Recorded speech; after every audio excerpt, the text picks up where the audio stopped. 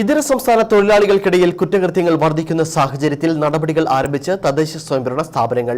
നിലവിൽ ഓരോ ഗ്രാമപഞ്ചായത്തിലും എത്ര ഇതര സംസ്ഥാന തൊഴിലാളികൾ ഉണ്ടെന്ന് പോലുമുള്ള കണക്ക് അധികൃതരുടെ പക്കൽ ഇല്ലാത്ത സാഹചര്യത്തിലാണ് അടിയന്തര നടപടി. ഗ്രാമപഞ്ചായത്ത് പരിധികളിൽ ജോലി ചെയ്യുന്ന തൊഴിലാളികളുടെ പൂർണ്ണ വിവരം ശേഖരിച്ച് പോലീസിലും പഞ്ചായത്തിലും സൂക്ഷിക്കുവാനുള്ള നടപടിയാണ് ആരംഭിച്ചിട്ടുള്ളത്. കഴിഞ്ഞ ദിവസമാണ് നെടുങ്കണ്ടത്ത് കൂട്ടബലാത്സംഗവും തൊട്ടടുത്ത ദിവസം ഇതര സംസ്ഥാന തൊഴിലാളിയായ സ്ത്രീയെ കൂടെ താമസിച്ചിരുന്ന യുവാവ് തലക്കടിച്ച് കൊലപ്പെടുത്തുകയും ചെയ്തത്. ഈ സംഭവങ്ങളുടെ പശ്ചാത്തലത്തിലാണ് യാതൊരുവിധ കണക്കുകളും ബന്ധപ്പെട്ട അധികൃതരുടെ പക്കലില്ല എന്നത് വെളിപ്പെട്ടത്. ഇത് ഗുരുതര സാഹചര്യത്തിലേക്ക് കാര്യങ്ങൾ മാറുമെന്നുള്ള മുന്നറിയിപ്പിനെ തുടർന്നാണ് ഗ്രാമപഞ്ചായത്തുകൾ നടപടികൾ ആരംഭിച്ചിട്ടുള്ളത്. തൊഴിലുടമയുടെ പക്കൽ നിന്നും പൂർണ്ണമായ വിവരങ്ങൾ ശേഖരിക്കുവാനാണ് നിർദ്ദേശം നൽകിയിട്ടുള്ളത്. ഹൈറേഞ്ചിലെ മിക്ക പഞ്ചായത്തുകളിലും ഇത്തരത്തിലുള്ള നടപടികൾ ആരംഭിച്ചു കഴിഞ്ഞു. പൂർണ്ണമായും തോട്ടം മേഖലയായ പാമ്പാടുംപാറ ഗ്രാമപഞ്ചായത്തിൽ നടപടികൾ പുരോഗമിക്കുന്നതായി ഗ്രാമപഞ്ചായത്ത് പ്രസിഡന്റ് ജോസ് തെക്കേക്കുറ്റ് പറഞ്ഞു.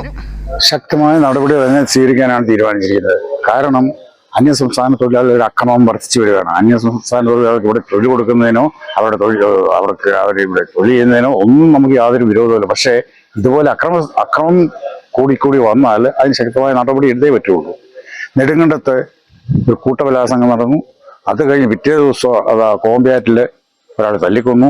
നാളെ എന്താ കേൾക്കുന്നതെന്ന് അറിയത്തില്ല. അതുകൊണ്ട് ആരൊക്കെ അന്യസംസ്ഥാനങ്ങളെ കൊണ്ട് പണിയെടുപ്പിക്കുന്നുണ്ടെങ്കിലും കൃത്യമായ കണക്ക് പഞ്ചായത്തിന് കിട്ടിയിരിക്കണം, പോലീസ് സ്റ്റേഷൻ കിട്ടിയിരിക്കണം. പോലീസ് സ്റ്റേഷനുമായിട്ട് ബന്ധപ്പെട്ട് ഇതിന് കൃത്യമായ കണക്കെടുക്കുന്നതിനും അവരുടെ എല്ലാ ഐഡന്റിറ്റി കാർഡുകൾ നോക്കുന്നതിനും പരിശോധിക്കാനുള്ള തീരുമാനം എടുത്തിരിക്കുകയാണ്.